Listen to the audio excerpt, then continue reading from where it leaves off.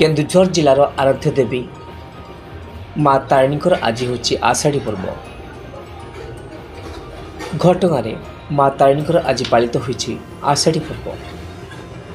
आषाढ़ मासर शेष गुरुवार यही पर्व पालन होता है। परंपरा अनुसार माँ तारिणी प्रजा मंगल पर उपवास रही विष्णु को पूजा करते। तेणु दिन तमाम मंदिर में पहड़ पड़ा। संध्या 7 घटिका समय माँ को मंदिर द्वार भक्तों पर खोली। दिन तमाम मंदिर बंद थी संध्या समय मंदिर को हजार हजार भक्तों भिड़ लगी रही। मंदिर खोलला परे भक्त मैंने माँ को दर्शन लाभ करते। आज माँ तारिणीकर स्वतंत्र पूजार्चना थिला। माँ भक्तों को सुना वर्ष दर्शन देते।